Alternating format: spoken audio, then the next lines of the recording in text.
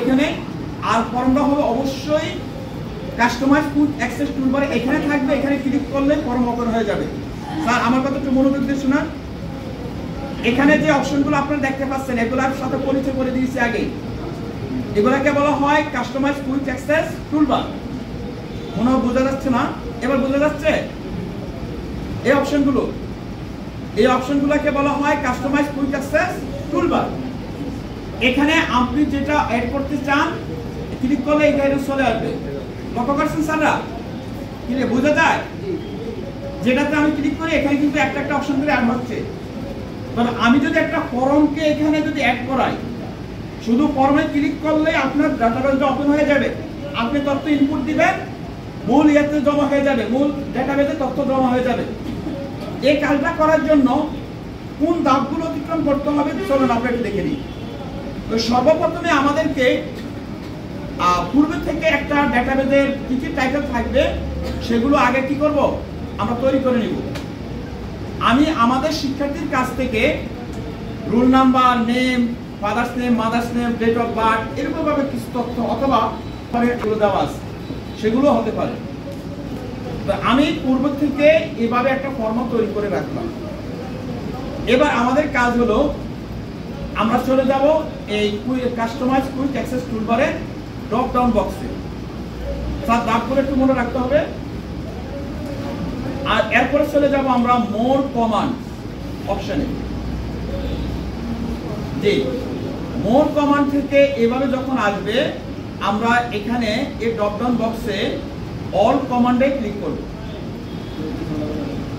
All কমান্ডে click করলে আমাদের এখানে যত প্রকারের ধরনের কমান্ড আছে সব অ্যালফাবেটিক্যাল অর্ডার হিসাবে সাজানো থাকবে। তো সেখান থেকে আমরা চলে যাব ফর্ম। একটা ফর্ম তৈরি করব, ফর্ম অপশনে চলে যাব। তাহলে ফর্ম তৈরি করতে হলে প্রথমে কোথায় যেতে হবে আমাদের? অ্যাপ নাকি? আমরা একটু খুঁজে নিব।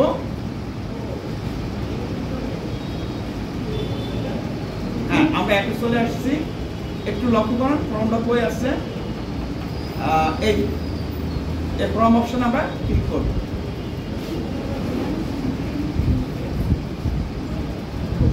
ক্লিক করার পর লক্ষ্য করেন ডাবল ক্লিক করার সাথে সাথে এই ঘরে চলে আসছে, মানে অ্যাড হয়ে গেছে এই ঘরে।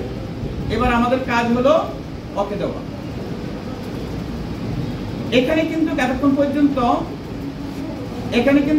পর্যন্ত কি ছিল না, এই ফর্মটা ছিল না। এখন যদি এখানে আমি ক্লিক করি ওকে,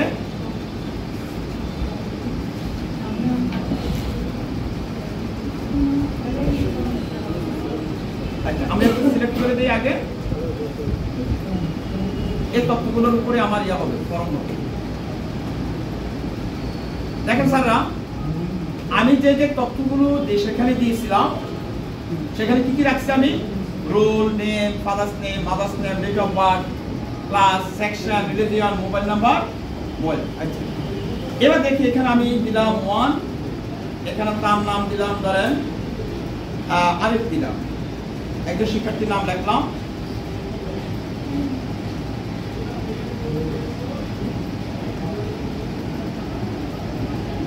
ডেট অফ বার্থ দিয়ে দিলাম।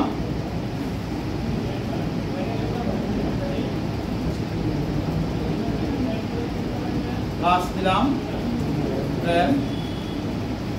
সেকশন এখানে আমরা সায়েন্সও দিতে পারি অথবা কোনো নাম দিয়ে দিতে পারি।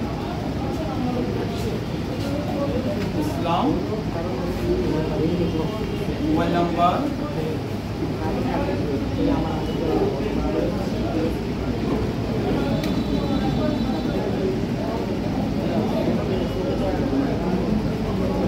এখানে 8টা নম্বরও সাইজ দেব। এবার আমাদের কাজ হলো আমরা ফর্মের তথ্য দিয়েছি, এবার আমাদের কাজ হলো নিউতে ক্লিক করা। লক্ষ্য করেন নিউতে ক্লিক করার সাথে সাথে আমার এই ডাটাবেজের তথ্যে কি এসে গেল, এই তথ্যগুলো চলে আসছে। আমাদের ফর্মে যা কিছু আমরা লিখেছি তা কোথায় চলে আসলো? আমাদের মূল ডাটাবেজে যেখানে আমরা তথ্য রাখতে চাই সংরক্ষণ করে সেখানে কিন্তু চলে আসছে। এভাবে আপনি আরেকজন শিক্ষার্থীর তথ্য লিখবেন। এভাবে প্রত্যেক শিক্ষার্থীর তথ্য এই ফর্মের মাধ্যমে কি করতে পারি? আমরা এন্ট্রি দিতে পারি।